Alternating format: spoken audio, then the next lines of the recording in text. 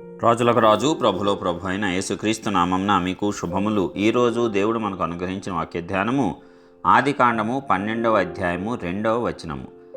నిన్ను గొప్ప జనముగా చేసి నిన్ను ఆశీర్వదించి నీ నామమును గొప్ప చేయుదును, నీవు ఆశీర్వాదముగా నుందువు. ప్రియులారా, ఈ వాక్య ధ్యానాన్ని మనం పరిశీలించినప్పుడు ఇది దేవుడు అబ్రహాముతో చేసినటువంటి వాగ్దానము మరియు నిబంధన. ఏంటంటే, నిన్ను గొప్ప జనముగా చేసి నిన్ను ఆశీర్వదించి నీ నామమును గొప్ప చేయుదును, నీవు ఆశీర్వాదముగా ఉందువు. మనము ఆశీర్వదింపబడటమే కాదు కానీ మనం ద్వారా అనేకులు ఆశీర్వదింపబడుట అనేది ఇంకా గొప్ప బహుమానము, ఇంకా గొప్ప ఆధిక్యత. అదే అసలుగా మన నామానికి వచ్చేటువంటి ఘనత. దేవుడు అలాంటి కార్యాలను చేయువాడు. దేవుడు ఆశీర్వదిస్తే కొద్ది కొద్దిగా ఆశీర్వదించటము అనేది అరుదు. కొంచెం ఆశీర్వాదము దేవుని యొద్ద ఉండదు. ఆయన కొంచెం ఆశీర్వదించిన అది బహు ఆశీర్వాదంగా ఈ భూలోకంలో కొనియాడబడవలసిందే. అట్టి రీతిగా ఆయన మనలను గొప్ప చేస్తాడు. ఇక్కడ అబ్రాహాముతో కూడా ఏం చేస్తున్నాడు? అతను నీ యొక్క ఇంటి నుంచి బయలుదేరి నీ తండ్రి ఇంటిని, ఆ యొక్క జనములను బంధువులను వదిలివేసి నేను చూపించే దేశమునకు వెళితే నిన్ను ఆశీర్వదిస్తాను అని సెలవిస్తున్నాడు. అబ్రహాము అలా కాకుండా, ప్రభువా ఇక్కడే నన్ను ఆశీర్వదించు అంటే ఆ ఆశీర్వాదము అతనికి వచ్చేదే కాదు. అందుకే దేవుని మాట వినాలి. దేవుడు ఎక్కడికి నిన్ను నడిపిస్తాడో, ఎక్కడకు నిన్ను తోడుకొని వెళ్తాడో నీవు స్పష్టంగా గుర్తుపట్టగలగాలి. అందుకే దేవునితో నీకు సహవాసం అనేది అత్యవసరము.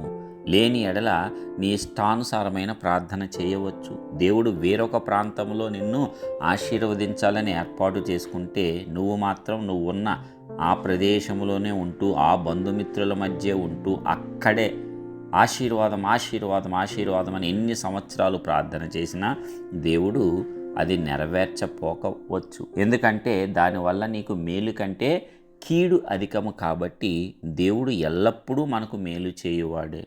అందుకే మనం చెప్తూ ఉంటాం, నీవు అడిగినది జరిగినా జరగకపోయినా ఆయన దేవుడే.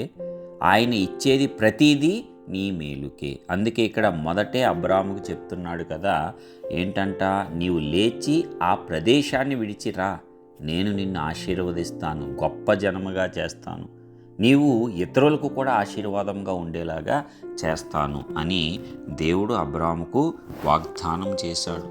అతని నామాన్ని గొప్ప చేస్తానని తెలియజెప్పాడు. కాబట్టి దేవుని యొక్క మాట వినుటయే మనకు ఆశీర్వాదము. ఆయన ఎలాగ నడిపిస్తే అలాగ నడుచుకుంటే మనము ఆశీర్వాదం. అంతే తప్ప మన స్వంత చిత్తాన్ని మధ్యలో గనక జోడించినట్లయితే మనము నష్టపోతాము. ఆశీర్వాదము ఆలస్యం అవుతూనే ఉంటుంది. నువ్వు తెలుసుకునే వరకు ఆశీర్వాదం రాదు. ఎందుకు నేను ఆశీర్వదింపబడలేకపోతున్నాను? ప్రతి వ్యక్తి ఆలోచించుకోవాలి. నీకు 10 సంవత్సరాలు, 15, 20 సంవత్సరాలు ఆలస్యమైంది, అయినా నా కుటుంబ పరిస్థితి మారట్లేదు, నా తరాల నుంచి మారట్లేదు, ఎక్కడ అనేటువంటి వేరు, ఆ మూలము నీవు తెలుసుకోగలిగితే, దేవుని యొద్దకు వచ్చి ప్రార్థించి దాన్ని గనక పొందుకోగలిగితే దేవుడు దాన్ని చూపిస్తాడు. దాని ప్రకారం నీవు ప్రార్థించి దానిని వదిలిపెట్టి దేవుని చిత్త ప్రకారం నీవు నడుచుకున్నప్పుడు ఇక ఆశీర్వాదం నిన్ను వెంటాడుతుంది. అబ్రాహాముకు కూడా ఇదే చెప్పాడు, ఇక్కడ వదిలేసి రా, నేను నిన్ను ఆశీర్వదిస్తాను. మనకి ఆశీర్వాదమే కావాలి తప్పిస్తే పైన దేవుడు ఏం చెప్పాడో అవసరం లేదు. మరి ఇక్కడ దేవుని యొక్క మాటను అబ్రాహాము పాటించాడు. తప్పనిసరిగా అక్కడ నుంచి వచ్చేశాడు. దేవుడు ఏమి చెప్తే అది చేసిన వ్యక్తిగా అబ్రాహాము దేవుని నమ్మెను, అది అతనికి నీతిగా ఎంచబడెను అని వాక్యలేఖనం స్పష్టం చేస్తుంది. కాబట్టి దేవుని నమ్మాలి. ఆయన ఏ మాట చెప్తే అది నమ్మాలి. ఆయన ఎడారిలోకి పొమ్మంటే పోవాల్సిందే, ఆయన అడవిలోకి పొమ్మంటే పోవాల్సిందే. అక్కడే నిన్ను హెచ్చిస్తాడు, అక్కడే ఆశీర్వదిస్తాడు. భూమి ఆయనది, దాని సంపూర్ణత ఆయనది, భూమిలో ఉన్న సమస్తం ఆయనది. నిన్ను ఆశీర్వదించడానికి చాలా ఆశీర్వదింపబడిన ప్రదేశము, అందమైన ప్రదేశం అవసరంలే. రాళ్ళు రప్పలగల ప్రదేశంలో ఆశీర్వదిస్తాడు. ఆయన శక్తి మీద ఆనుకోవాలనేదే ఆయన యొక్క భావన. అంతే తప్ప లోకమును చూసి, లోకంలో సుందరమైన రమ్యమైనటువంటి వాటిని చూసి, ఈ పట్టణం బాగుంది, ఇక్కడ అన్ని ఫెసిలిటీస్ వస్తాయి, ఇక్కడ నన్ను దేవుడు ఆశీర్వదిస్తాడు అని నీవు ఒక కంఫర్ట్ జోన్లో ఉండటము దేవునికి ఇష్టము ఉండదు. నేను కదా భూమిని సృష్టించింది, ఎక్కడున్నా నిన్ను పోషించగలను, నిన్ను బట్టి అక్కడ అన్నీ ఇస్తాను, అన్ని కంఫర్ట్స్ అక్కడ నేను ఇస్తాను అంటాడు మన దేవుడు. అది కాబట్టి ఆ దేవుని హృదయాన్ని అర్థం చేసుకుందాం, దేవుడు చెప్పినట్లు నడుచుకుందాం.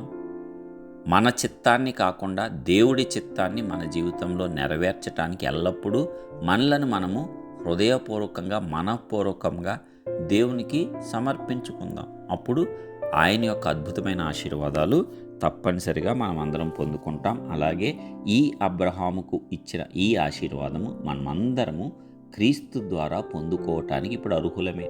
క్రీస్తు శిలువలో మరణించినప్పుడు ఇచ్చిన ఆశీర్వాదము ఈ అబ్రహాము ఆశీర్వాదమే.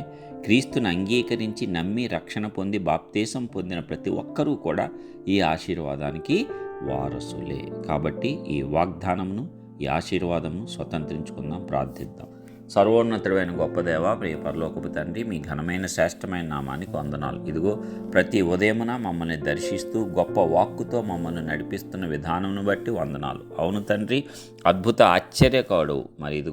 మరి అద్భుత రీతిలో మీరు ఇచ్చిన ఈ గొప్ప వాగ్దానం బట్టి వందనాలు. మా పితరుడైన అబ్రాహాముతో మీరు చేసినటువంటి గొప్ప వాగ్దానము, నిన్ను గొప్ప జనముగా చేసి నిన్ను ఆశీర్వదించి నీ నామమును గొప్ప చేయుదును, నీవు ఆశీర్వాదముగా ఉండు అని మీరు చెప్పిన విధానమును బట్టి, ఆ యొక్క మాటను ఆ యొక్క పితరుడైన అబ్రహాము అంగీకరించి పాటించిన దాన్ని బట్టి ఏ రీతిగా మరి ఆయనను ఆశీర్వదించారో మేము చూసి ఉన్నాము, తెలుసుకొని ఉన్నాము. కాబట్టి మేము కూడా నీవు చెప్పిన మాటను వింటూ ఈ ఆశీర్వాదంలో అందరము పాలిభాగస్థులమయ్యి మీ నామాన్ని మా ద్వారా ఘనపరిచేటట్లు నూతన హృదయము, మనస్సాక్షి ప్రతి ఒక్క బిడ్డకు మీరు అనుగ్రహించి ఆశీర్వదించవలసిందిగా నజరేయుడు సర్వశక్తిమంతుడైన యేసుక్రీస్తు పరిశుద్ధ నామం పేరిట ప్రార్థించి పొందుచున్నాం ప్రియ పరలోకపు తండ్రి.